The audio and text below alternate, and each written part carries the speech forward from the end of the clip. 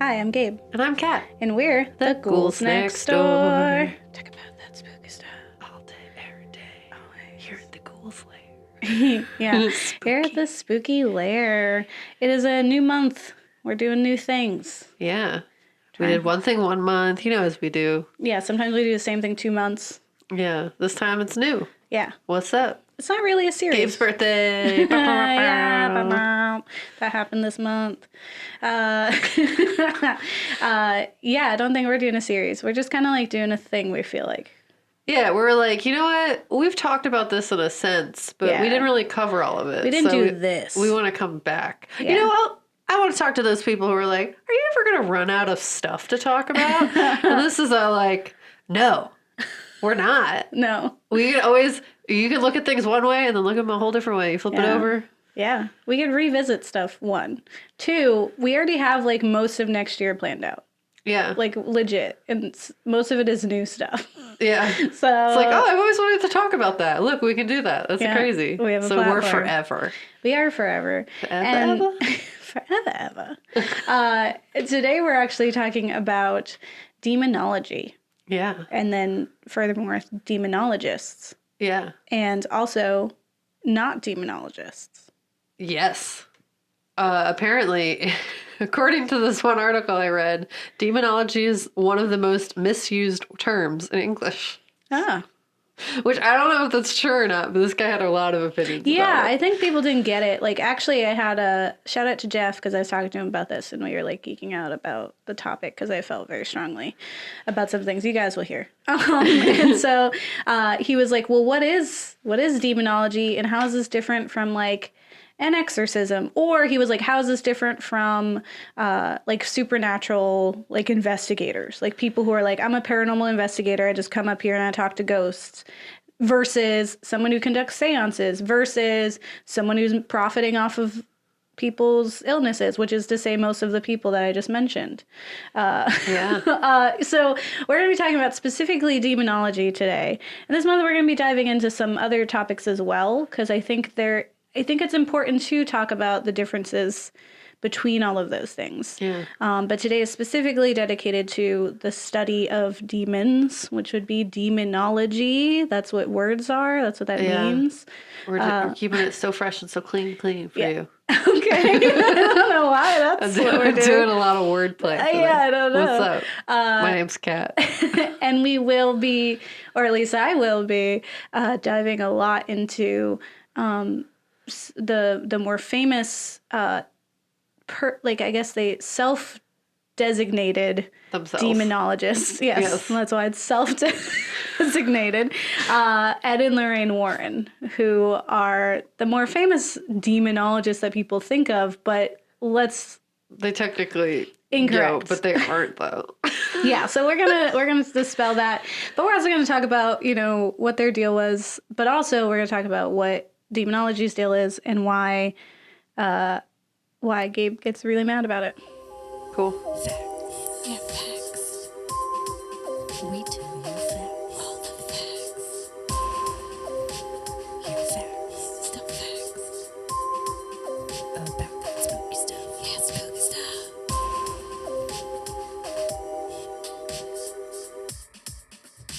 Kat, why don't you tell us what is demonology? Tell me about it. Yeah. So the definition of demonology is the study of the history of demons and the belief in the demonic. Gotcha. So it's not like, hey, I believe in demons, or hey, this is a religion. It's literally just the objective study. Yes. Of the history of the fact that people have believed in demons before. Yes. And what does that look like in a religious sense or culturally or linguistically, or it's very educational. Yes. In its an essence. ology. Yes, it's an ology. Yes. Well, it's not an ist. It's an ology. Yeah, but to argue with that, there's also Scientology. So ologies aren't exempt from ridiculousness. That's fair. Yes. I mean, it's an ist, it's an ology. Yeah. We got titles. I don't know. Yes. But yeah, I read this. This guy had sources. Yeah. I'm assuming maybe incorrectly, I'm hoping not, because I really liked what he had to say. Yeah. That he did like his research. diligence. And he claims himself to be a demonologist in that he studies Demons. Or just like the history. of Like he them. does it from a really academic sense. Yeah. And then it's not so much like he thinks demons are real. Yeah. And actually he argues that like you shouldn't state that for the world. Like That you demons are can real? believe that, go ahead. Yeah. But that actually like conflicts. There are no proofs. You can't study yourself. Yeah. You're like, if you believe in demons, you are a part of the work of study Yeah. that you would be researching. So this guy's name is, I love his name, Stanley Stepanek. It's Stanley Stepanek. I just really like his name. I just think it's really fun. And he wrote this very long article called Demonology, a study of what is not by Skeptical Inquirer. Nice. So this dude has some real stuff to say. Yeah. He was like calling people out. And I was like, I am here for it. Keep going. You got smart words. So he basically calls out people like the Warrens and other demon hunters or like ghost hunters who call themselves demonologists. And he explained it in a really fun way. So he argues strongly that demonology is an intense field of study like any other academic field of study. Mm-hmm. And like that you have to go to school for this. Like you gotta go learn. You gotta get a degree things from books. You gotta go you gotta pay money. Yeah. Like you have to get a degree in demonology. You have to and like, invest in that. yeah, it's not just something you walk in. His example is great. You don't just like walk into a room and you're like, I'm a chemist, Yeah. without having any background in the study of chemistry. Listen, I really like chemicals. One time I saw a chemical and I thought, yeah, I do that now. Yeah, exactly. It's like I really like mixing liquids together in bottles. Like, you're just I moving maybe am a water from one chemist. cup to the other cup, I'm sir. a chemist now. You don't just do that. If you don't have any educational background in a study, you don't just stroll up one day like, oh, hi, my name's Kat Cushion, and I am a chemist. And it's like, I don't know anything about chemicals. I was at science, Yeah. but, I don't know. Well, I'm not going to claim to be an expert on something that I have no background in. Yeah, you can be an artist and then name yourself chemist, but with a K. And now I could do that. Now Wow. Oh, look at me being a chemist. But he basically argues, like, if anyone did that, they'd be like, that is ridiculous. Yeah. What do you mean? You are not a chemist. Yeah. But people don't do that with demonologists because it's like this kind of like taboo field of study where it's Yeah. like they feel like it's generalized in with these like popular versions of what it could be. They're just Yeah. like, oh, it's on television. I believe that. Yeah. This guy is saying he's going to fight the demons. So that's what demonology is. It's like, no, it's literally the study of people who believe in demons. Yeah. And the cultural implications of why they believe in demons. Yeah. So, one, you don't just walk up saying you're a chemist all of a sudden. Yeah. So you don't walk up and just say you're a demonologist all of a sudden if you never went to school for demonology. That is his first argument, which I Gotcha. am here for. Yes. Two, if you're studying a topic academically, specifically the history of demonic belief, wouldn't it kind of be a conflict of interest if you're like, I think demons exist? I'm going to go out and fight demons. Yeah. Like that, you're studying the very thing that you are. Mm-hmm. So that's like a conflict of interest. That's like, honestly, you're probably very biased in your views and the information you're looking for. You're Yeah. looking for what you want to see and not actual facts. Yeah. It's like being an anthropologist and like just being a part of that culture now. Like you're like, I'm going to impact it. And it's like, no, you're just supposed to be watching and telling us about it. Yeah, it's just like, yeah, can you look at this objectively and like just report on Like it? science. Yeah, like science. Like if you're studying animals, like you're supposed to just hide and be in the woods and they shouldn't know that you're there. Yeah, otherwise it's not a true, Study, yeah. yeah. So same applies Yeah. to demonology. Gotcha. You're not supposed to be out there being like, I'm gonna fight these demons. Yeah. I'm going to rid the world of demons and then I will not have a job. Yeah, it's like what you're doing. It's dumb. It's Yes. straight dumb. It's dumb. Okay. So he has this really great quote, and I'm not going to read the whole thing, but essentially, like, if you're going to go be a demonologist, Yes. cool. Go do that. Yes. But you got to go through the proper channels. And if you're approaching a subject, basically, like if you think something indicates that demons exist, Yeah. then you're trying to study that. You're looking at all of the factors. You're looking at like the linguistic variations. You're looking at like the anthropological side. You're like seeing what culturally has already existed surrounding this idea of whatever this demon you think is manifested, essentially. So you're researching all of these things and you're using science. So like all like sociology, disease theory, all of that stuff, essentially. The hypothesis. Yeah. Like the intent is never to cure people of what is suspected to be a myth. Yeah. Like the whole idea is you're studying like people's belief in it. You're not supposed to believe it yourself. And then you're also not supposed to try to use demonology, as he says, as a system for a cure. Because those who believe in the existence of such creatures, which in itself is a serious disregard for knowledge and abuse of human emotion. So it's really calling out like Ed and Lorraine Warren, who are out here saying, I'm going to help you, when really they're manipulating people who have medical illnesses or mental illnesses or like life situations that are really overwhelming and stressful. And you are just giving them a cop out and torturing them more. Yeah. Because like demons aren't fun. Like we saw these films. It's not like a fun time. No one wants to be possessed. Nope. And they're probably not possessed. Yeah. So. Yeah. I'm just saying. Yeah, I feel you. Yeah. So it's just basically like really calling them out and then just saying that it's just like people just say they're demonologists or they throw the term like demonology at things that just really aren't what it's about. So now that we're done that little rant, let's talk about Ed and Lorraine Warren. Second rant. Who argue the exact opposite. Yes. In their world that they live. Or lived? Lived. That's all. Okay. That's okay. Yeah. So Ed Warren is a demonologist, he says. Yep. And Lorraine Warren is, as she says, a trance medium. Yeah. Which I do want to say is like, there was a long period of time where she did not believe Ed when he talked about spooky things. And then all of a sudden, she's a medium now. She's like, oh, maybe we can make some money. Maybe I can also participate. What could my role be? Maybe I see them. And that's it. That's what it was. Yep.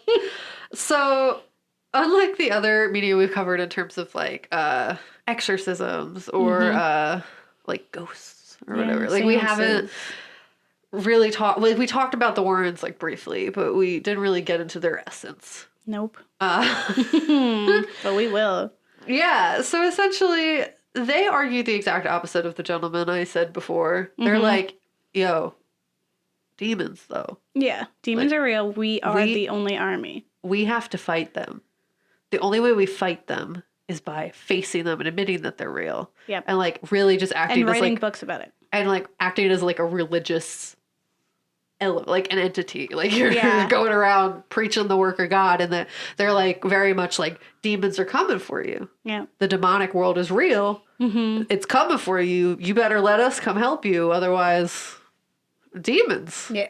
You're just with them. You got a bad case of demons. You got demons in your house. You got demons in your yard. You need to fix your demon problem. We're helping you. We're helping. Demons in your pants, we're helping you. That's what you just said. I wanted to make sure that... that's kind of what their motto is. And I'm just like, I'm putting it into terms we can all relate to. I wanted to give you credit for your funny that I talked over briefly. So Thank you. Yeah. So they're just like, the devil exists. That's their whole spiel. Yeah. And we got to fight it.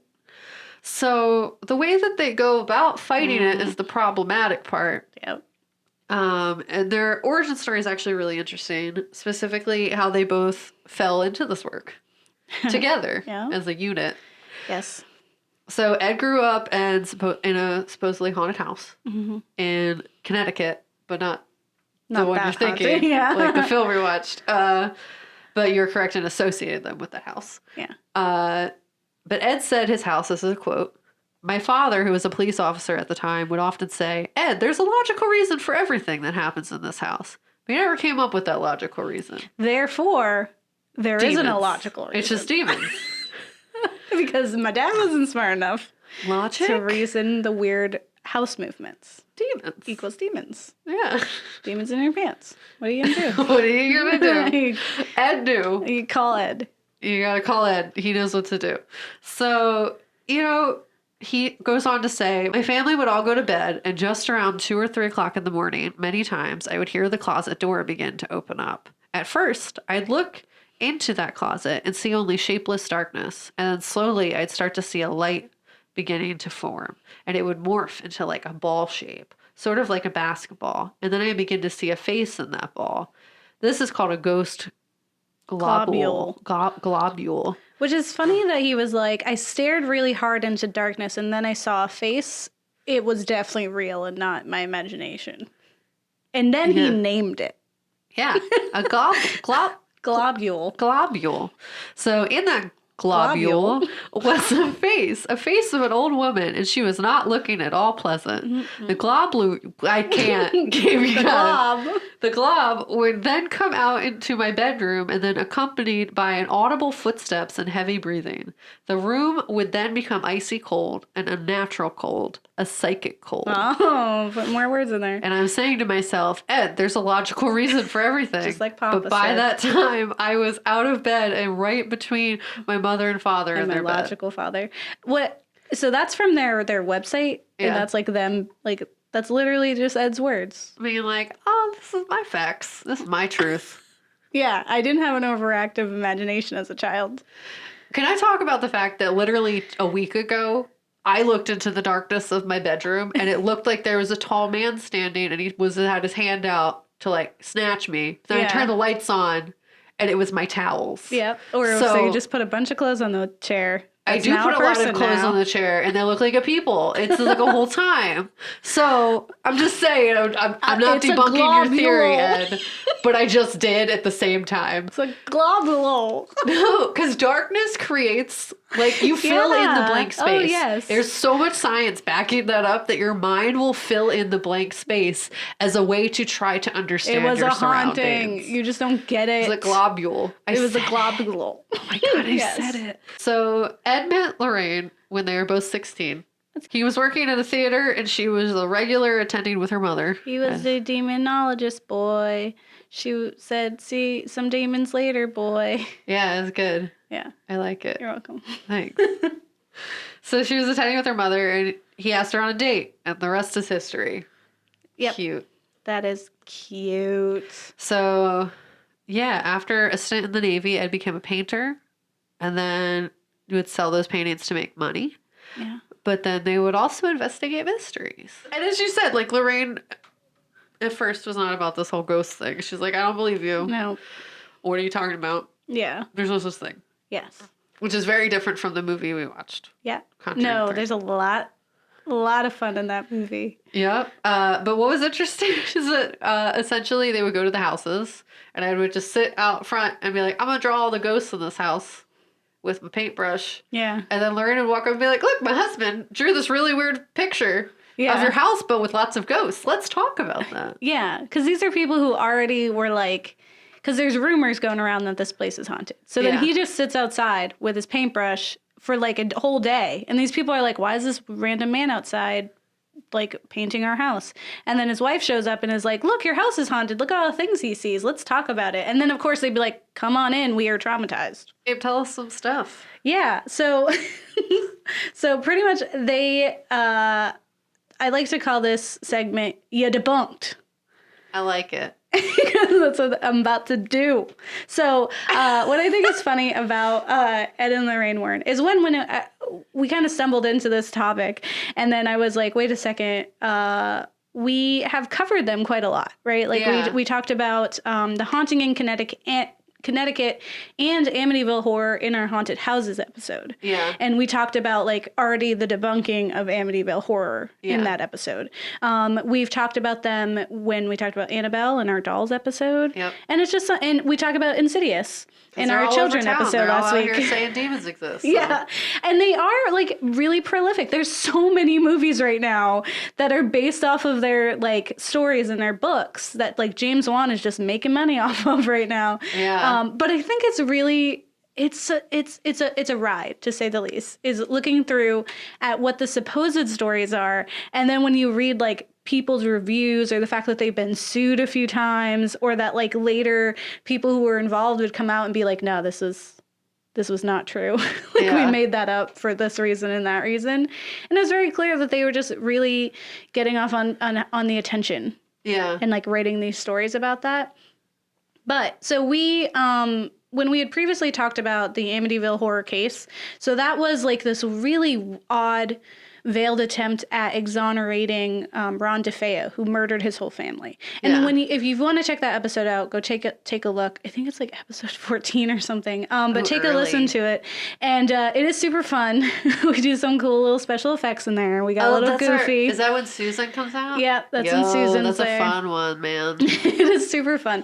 But if you want to hear about like what actually happened at the Amityville Horror House, and what I think is funny, when I was talking to our friend Jeff, who has been a guest on our show before, and I was telling him about it, and I was like, they were saying that this place was haunted, and that's what caused Ron to kill his family. Yeah. And Jeff was like, wait a second. So you're saying it's not that Ron killed his whole family and now it's haunted. It's before that. Like, yeah. And it was like, yep, that's what they were trying to say.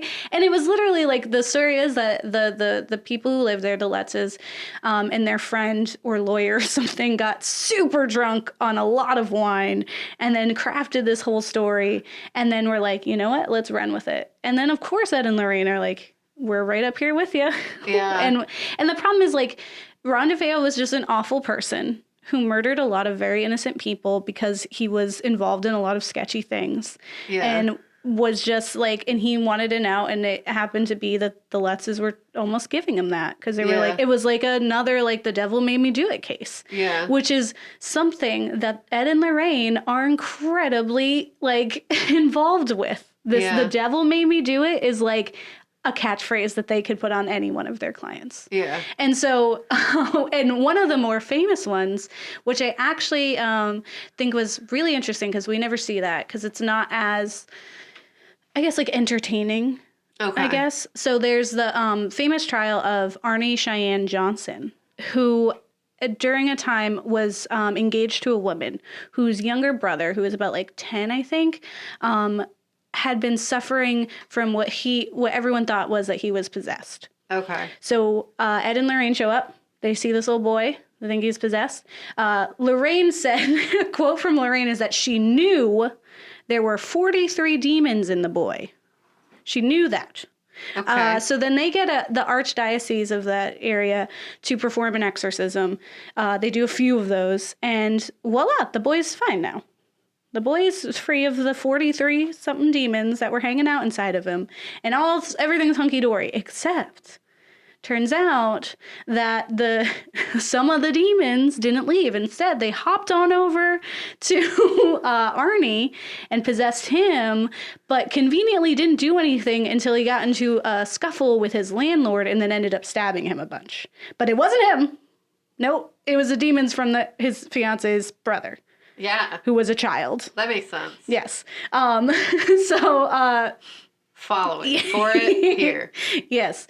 So it's kind of like, it's such a wild ride that they were just like, yeah. And they were actually asked to come on trial to like speak on his behalf. And it was like one of those, like, instead of like pleading insanity, it was pleading possession, which is absurd, right? Later, actually, in 2007, Carl Glatzel, who is the young boy David's older brother, attempted to sue them because he said that they were manipulated by the Warrens and that they concocted his quote is, they concocted a phony story about demons in an attempt to get rich and famous at their expense. None more so than little David, whose mental illness he feels was exploited for monetary gain. Yeah. Yes. So super cool. They're super cool guys, right?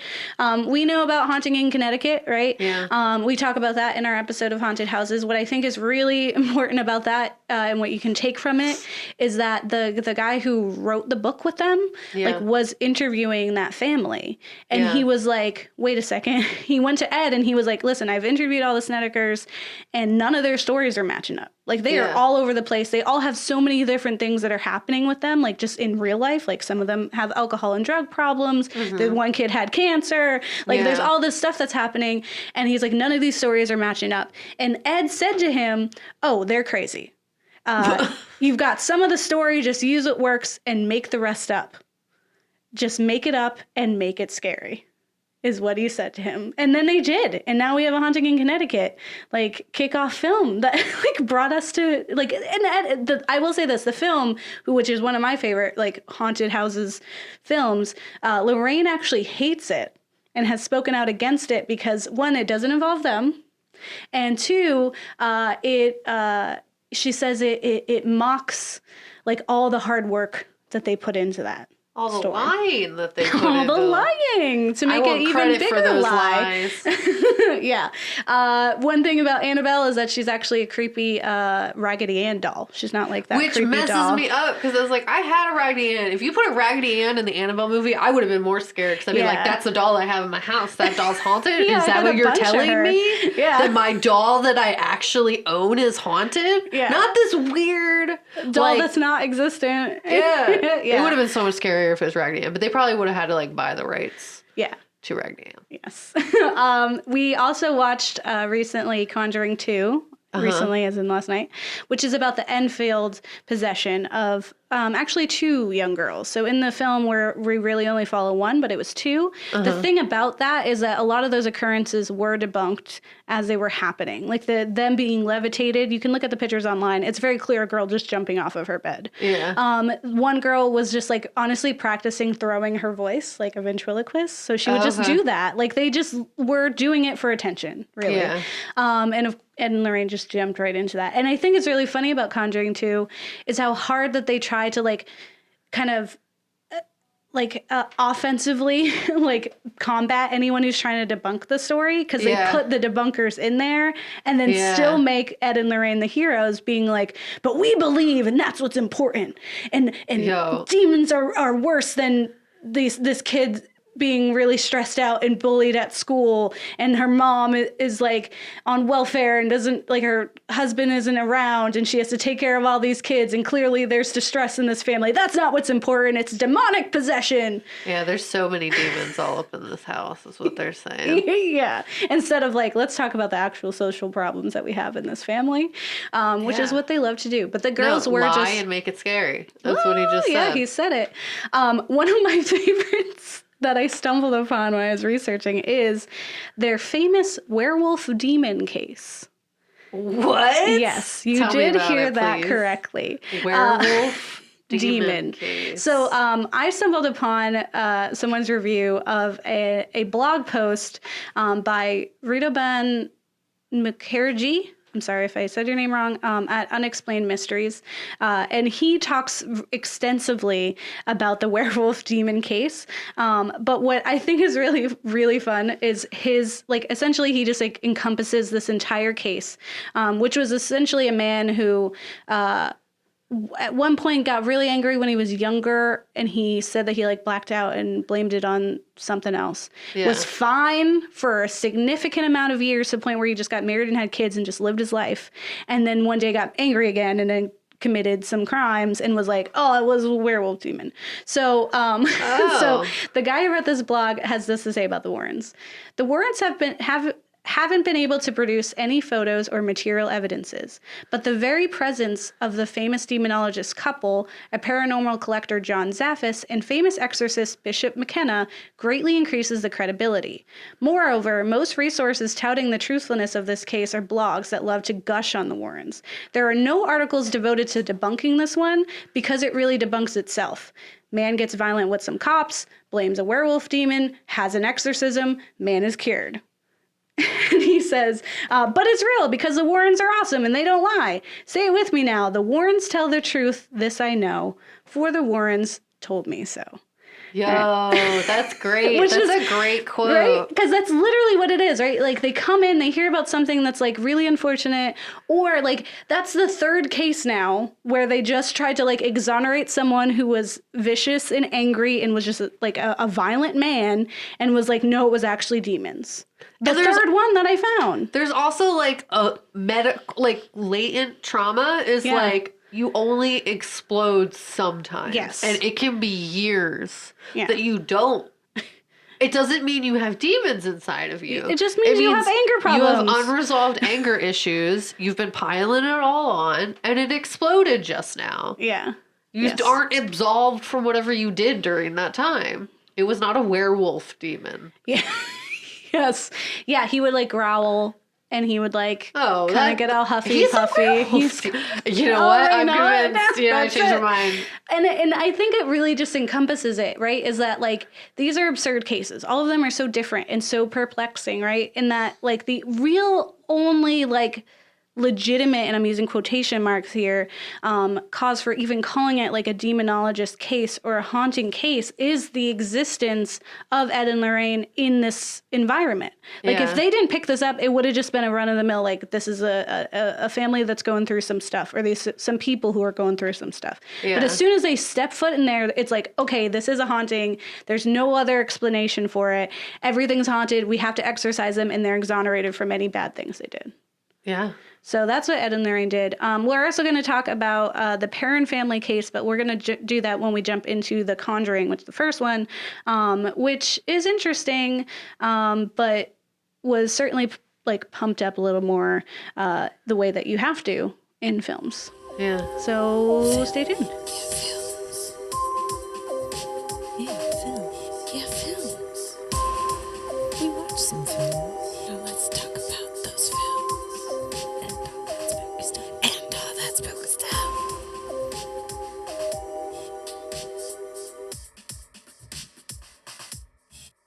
All right, so we watched stuff. Yeah. So we watched Conjuring 1 and 2. Yes. We actually watched a lot of things. We watched way more than we maybe needed to. Yes, but we were trying to figure out, like, what we were doing. Yeah. Like, what was the point? What was the pull? What's interesting? What do people want to hear about? Yeah. And it ended up being Ed and Lorraine because it's fun.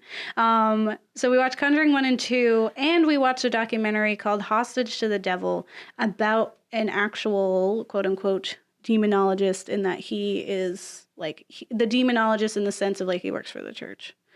Yeah. Or actually, he didn't. We'll talk about that. You know what? Honestly, I don't think he was a demonologist. No, he's according just to an my exorcist. main man, Stanley Stepanek. Yeah. So Another self-proclaimed demonologist. He was just a religious man. But we'll talk about Conjuring and Conjuring 2. So Conjuring 1 is from 2013. It's directed by James Wan, who did Saw, another movie we watched, which was demonic. Pretty much any movie with Ed and Lorraine in it. yeah. He's done it. Or, like, Annabelle and, like, Insidious, all them. He loves it. But what Conjuring is about is paranormal investigators Ed and Lorraine Warren work to help a family terrorized by a dark presence in their farmhouse. Yeah. Which is their house. I don't know why it's called farmhouse. And this is the Perrin family case, which was about a husband and wife and their 5 daughters, which is a lot of daughters. Yeah. It's many. How many daughters is too many daughters? 5. 5. They can't have any more than that. They'll lose one. According to the cat's metaphor. Yes. So they, the Perrin case follows these people who buy a house, and then weird stuff starts happening, and all of them had claimed that strange things were happening.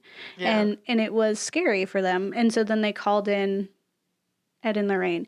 And actually what I think is really fun about this is that one, Ed and Lorraine did not do an exorcism, which is what they show in The Conjuring. Because I was like, that's not right. Like, why would a demon listen to them? They're not, like, they're not, like, they're not priests. Yeah, like, they don't have, like, that power. And the demon would know. And if it's a strong enough demon as Bathsheba, I think she would know and be like, yeah, okay. You're just a rando yelling at me. Like, and also, scripture. okay, spoilers.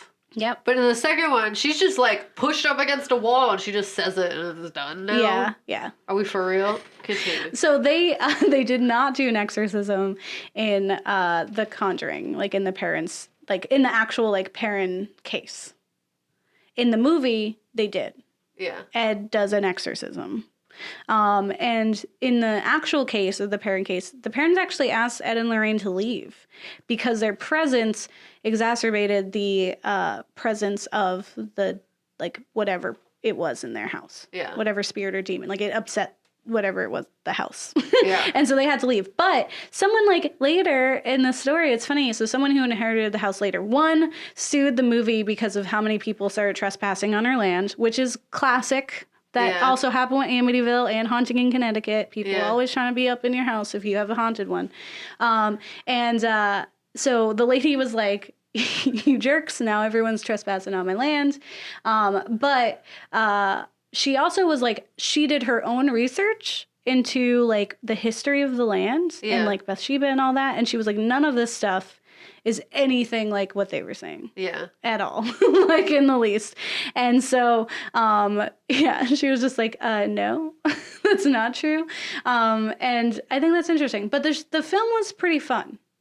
The film has a lot of fun things in regards to like playing up suspense. Yeah, it was actually like genuinely kind of scary. I remember being like, yeah. I feel fear. Yeah. Even in the second one, it was like dumb. They just are really good at suspense. Like, I think the biggest thing is, like, from both of those films, you're generally afraid because of the level of just, like, waiting you have to do to see what's going to happen. And they do a very good job. Or, James Wan does a very good job, like, doing that. In Conjuring 1, it's been a long time. So it's 2013 that Conjuring, the first one, came out. So if you forget, it's a fun time. I remember watching it. Yeah, like the husband is a trucker, so he's gone a lot of the time. The kids are like harassed by something. There's the one girl who's harassed the most, and she's like super traumatized by it. But there's like the voice where she's like, "Stop playing with my feet." To her sister, and then like the blanket gets pulled off of her, and she just did such a great job of just being like, there's someone in the room, and it just like you're stuck with the camera just staring at darkness, and nothing is there, but she is acting so intensely that like you start seeing stuff in there even though there's nothing in there, and that's exactly what that is. Like that's exactly what probably was happening to them, right? Yes, you saw a glob. And and then your sister freaks out too, right? Yeah. But I think they have like the clap game, so it's like hide and clap instead of hide and seek. Which is a messed up game. Yeah. I am not putting a blindfold on my head for anything. I don't know if that's because I've experienced trauma and I have no trust for my surroundings. But absolutely not. Yeah. What? You have 2 floors. As you said, you could fall right down those steps. That is irresponsible parenting. Here's the thing. I played like Manhunt in the dark in my house when like we would have a hurricane because I'm from Florida and like all the power would be out and we'd play. One time we played and it was like a disaster because everyone like stubbed their toe a few times. We like knocked over like things that were like glass, and it was just like, of course, your mom's like, now you're no longer allowed to play. Like, you can't play Manhunt in darkness. The first time I touched somebody else's hands that are not my tiny child's, we're not playing whatever and clap ever again. Hide and clap. Absolutely not. Yeah. But it has like, my eyes will be open at all times. Yeah. Well, it has like that a really good scene where the mom is playing and she asks for the claps, and then we're led to one of the rooms that has like the haunted wardrobe, and the door opens, so then the mom is like, ooh, I think I know where you are, and again she's blindfolded, and then we see hands come out and do the clap, and then she like turns around and everyone's like, no, and then like she goes to like look, there's no one in there, and then the little girl runs in and is like, you were so far off, you took your blindfold off and I was all the way down the other hall, and it's just like the mom is like, oh, weird. No, you're not just like, oh, weird. You're like, what is in my closet? There's a woman in the walls. I don't understand. What do you mean? There's a little, okay, so later. Yes. Spoilers. They go in and they like open up the closet more and they see there's a little hole in the wall. Yeah. I'm no longer thinking that's ghosts. I'm saying there is a person in my walls. Yeah. We need to leave. It is unsafe. Yeah, we have to call the police now. Yeah. Yeah. Or, yeah, because I know stories where that's been the case. Right? That's like my literal biggest fear is that we find out there has been a person living in our walls this whole time. That would be very scary. It would be terrifying. And also, they could have attacked us at any time. Why are they waiting? Like, it's terrifying. yeah. I think another thing that's classic Ed and Lorraine is having a children's toy that is evil or is a way to see evil. Because innocence generally like leads you to be able to see things that people can't see. We talked about that last week in our children's episode, right? But like we have this like weird mirror toy musical thing. You pull The music thing. is very... So, I mean, we're talking a lot about how music influences a film. That is a creepy little jingle. Yep. A children lullaby, whatever. It's Pop Goes the Weasel, which is usually accompanied by the Jack in the Box or something. Like, what's the most tormenting toy? Because it's like, you know, you're waiting, and it always does that thing where it'll stop, and of course it doesn't pop up yet, and then it's like, bah! And you're like, oh, you got me. I knew you were coming because that's all this toy is for, but you got me because I didn't know the exact second. But it's like a little thrill. But so she has one of those toys, and it plays the Pop Goes the Weasel song. But supposedly at the end of that song, you will be able to see her friend behind you in the reflection. And of course, every adult is like, okay, open it up. I'd be like, that's cool, hon. Go play with your imaginary friend. I'm fine. I'm not knowing what he looks like. This all ties back to people being too curious. Yeah. It's like, why? Yeah. There's no reason. Yeah. You walk in the other direction of danger. Yeah. You walk away from danger. Yeah. I'm just saying. Yeah, well, he loves using like kids of like in Insidious when we have like that one kid and he would play the songs like ding dong ding ding ding ding. Yeah. Like the SpongeBob song, and he was SpongeBob dancing to it. Like and then in Conjuring 2, which we'll run right into now, from 2016, so 3 years later, same director. This one we have Ed and Lorraine Warren who travel to North London to help a single mother raising 4 children alone in a house plagued by a supernatural spirit. So we went from one woman whose husband is always gone and she has 5 kids in a house and is clearly stressed in a time where she has no respect. And now we're going over to London where the same thing is happening. Now she has 4 kids, no husband, and is also super stressed. Yeah. So this is the Enfield possession. In this one, we have like this like another like creepy toy, but it like it has another creepy song, which is the like which is also like why this is a very inappropriate song for kids. It's like the crooked man comes kills your kids. It's the whole time. It's like, why are you happily singing this song? And the mom's like, oh, you did it. Good job. Crooked man, he's coming to murder you. It's such a good song for my children. Love it. Yeah, because we have another mom who's super stressed, and she has her 4 children that she's got to take care of. She's got one who gets in trouble immediately, and super duper wants some attention, of course. Yeah. And then you have a little boy who has a stutter. You have just like you just have circumstances, right? Yeah. The one girl ends up somehow possessed by something. The old man. But not the old man.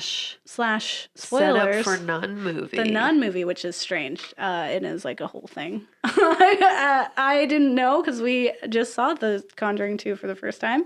And then we were like, oh, I guess this nun thing is something real intense. Because the nun in this film is pretty solid for spooks. Like, they did it. Every time that person was around, I was like, okay, this is scary. And then they would go back to the girl just saying like really weird stuff. They do a really, I would say one of the best scenes in Conjuring 2 is that she asks them to turn around so that he will talk through her. So there's like supposedly this ghost of a man who died from an aneurysm, I think, in his chair in the corner. And so she sits in the chair in the corner and she asks them to turn around and they can ask her questions and then she would do it.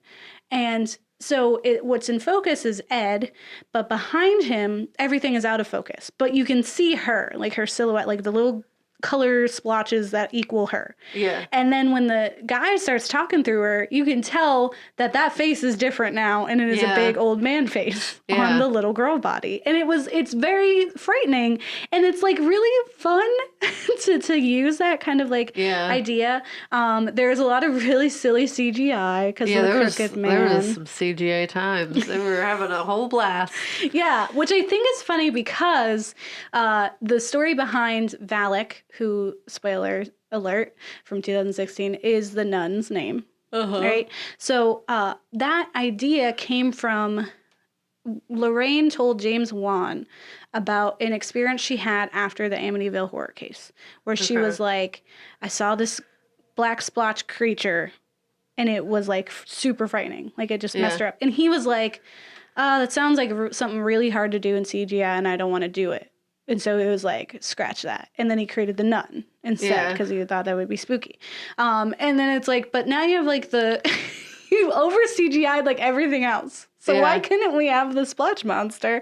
Although I will say that the splotch monster and what is seen in, not Enfield, but one of their possession cases is actually more closely related to what we see in Insidious. Yeah. Like that really scary demon guy. Yeah. He's more present in what she's seen previously. So I think that's kind of cool. We could have saw him again. I would have been fine. He was really scary. Yeah, he was the scary. nun, not so much. Just like what they did with the nun was scary.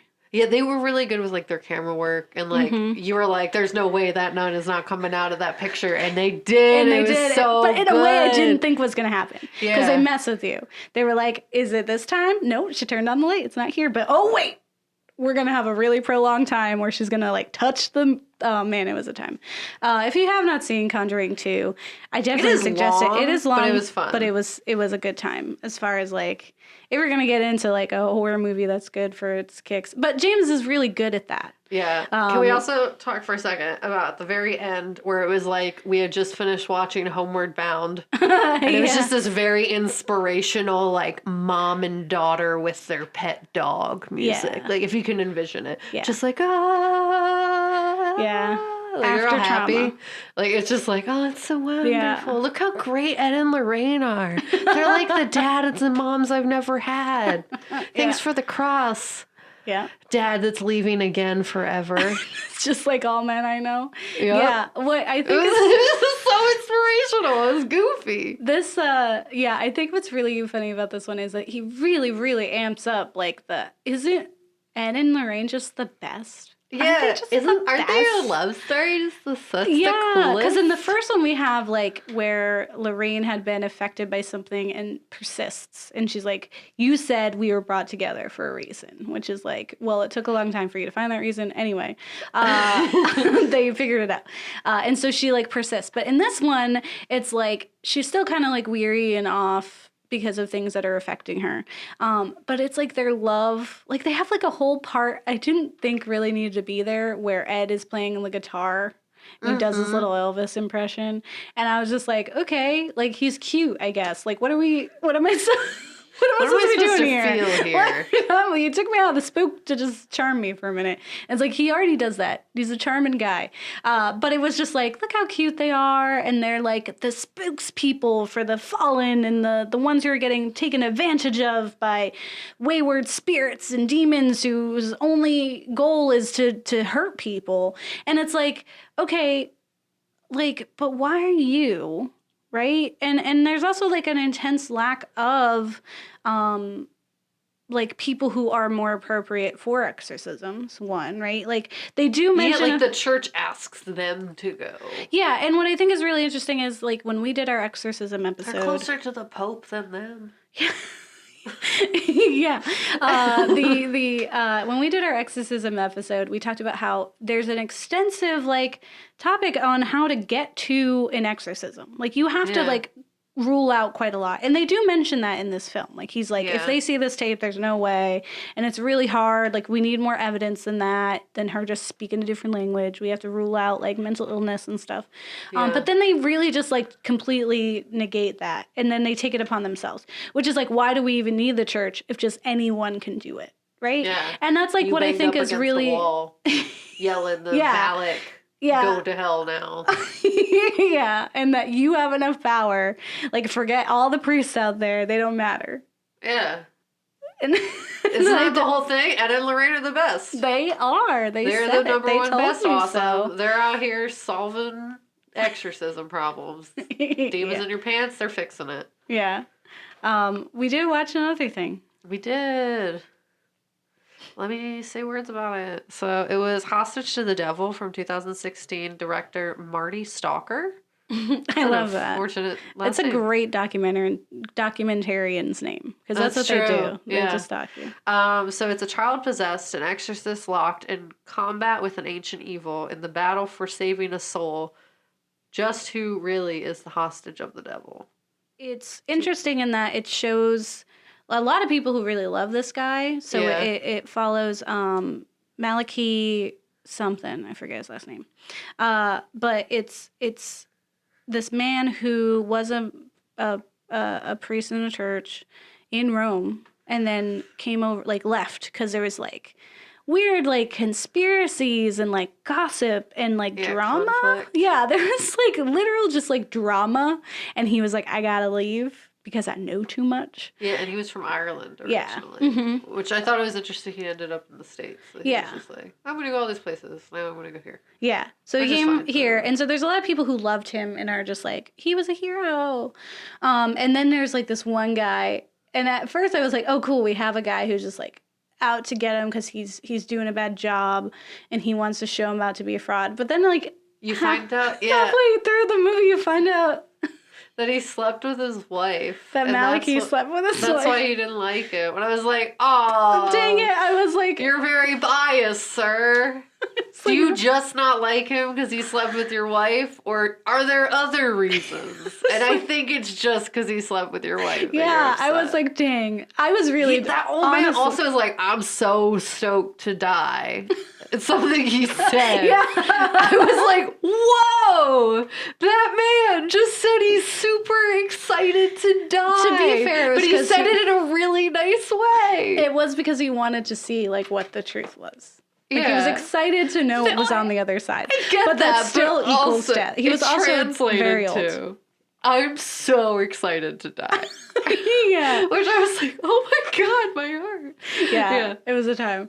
But I was really kind of disappointed by this for a lot of reasons. So the whole film, they keep like referencing back and kind of building up suspense for his like last exorcism case, which is about a very, very young girl who's like 3 or 4 years old and is supposedly possessed by a demon, like a really old, really strong, very bad demon. Yeah. And we keep getting like, we'll get people talking about how great he is. We get a little story about how there's drama in the church. We get a little bit about how he slept with people's wives.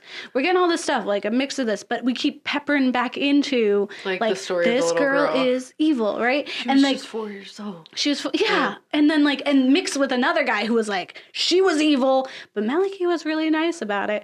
Like she, and the other guy's crying because he's like upset about the fact that it's a 4-year-old that's lost her innocence. And then the other guy was like, she gave him a look. It was the same guy. No, it was two different guys. It's two different guys? Yeah. All right, I liked the one guy who was crying a lot more than this really rude guy. He was super rude. But there's like, he was like, here's my best friend. Anyway, he like has a thing where he kept taking things out of context. Like he would say like, and then she said this awful thing, and it would have been like, it was like, have a good day, father. And he was like, but she said it and you couldn't see her face, but her face was bad. And I was like, was it though? Or are you like really, really reading into this? Because he would hype it up where it was like, and then you cannot believe what she said or did. It was like a super normal thing. Like she blew him a kiss. Yeah, and he was like, she was like he called her like a whore. He said she was like a whore giving a kiss to a John. And I was like, one, that's disgusting. And then also, who are you to say? Yeah. And it was like, okay, maybe she's just a little girl and her parents like taught her, like, that's how you say bye. What? Bye. And so it was such a wild ride where I was like, what? And so then I was like, okay, does this little girl like come up and stab him? Like I was excited. I was like, all right, let's see. I was like, how is this little girl going to murder him? Because that's what I'm excited for because I know he's dead. And I want to know. Oh my God, Gabe. Well, we're not promoting child murder on the Ghouls Next Door. No, we're not. Okay. But that's what it felt like it was hyping up to. I was like, there's no other reason for them to be like, ooh, she's so evil. She's so evil. There was also like no resolution to that story. Yes. Which was frustrating because it's like, when it ended, I was like, yeah. Oh, he just died. Normal. Yeah, like you went. And nothing else happened. No, what happened to the girl? And I was like, all right. So Kat went upstairs, and I had to tell her what was happening. So I shouted up, and I said, "Oh, Malachi fell down." he says that it's one, people were like, it's a conspiracy. The church came to him because he knew too much. And then someone else was like, the one guy who equated that young child to a sex worker was like, it was a demon. It got a hold of him and it wouldn't let him go. And then he was like, they interviewed the guy and he was like, I know too much or whatever. The lady came to him when he was like right before he lost consciousness or whatever. And he was like, I know too much.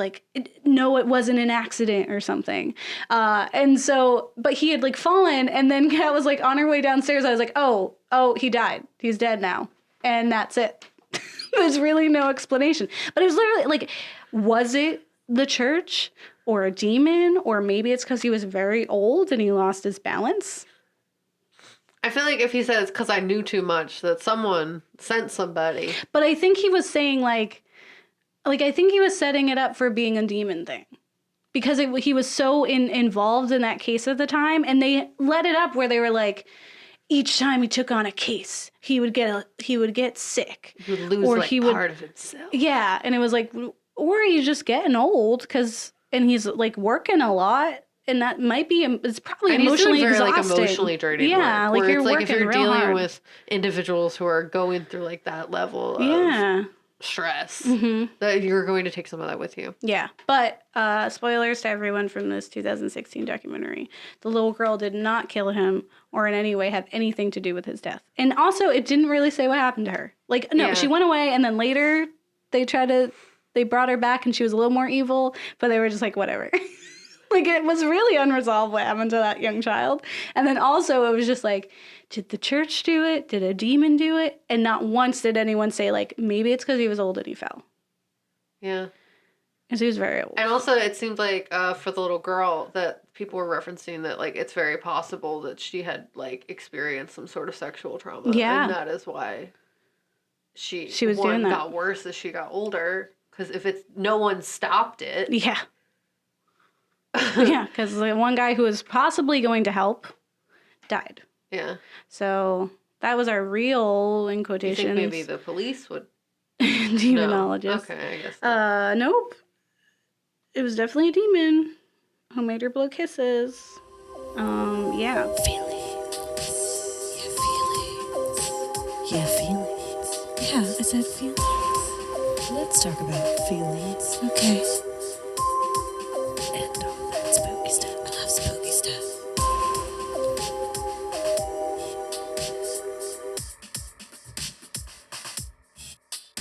All right. So if you like it, it's Raggedy Ann. It's scarier than Annabelle. Yeah, because she's actually the real Annabelle. Yeah. Which was and it made a little more sense as to why, it still doesn't make any sense why these nurses had a doll and why that doll was scribbling notes to them. But whatever. Well, what's it going to be, right? But if you don't like it, it's I'm a chemist now.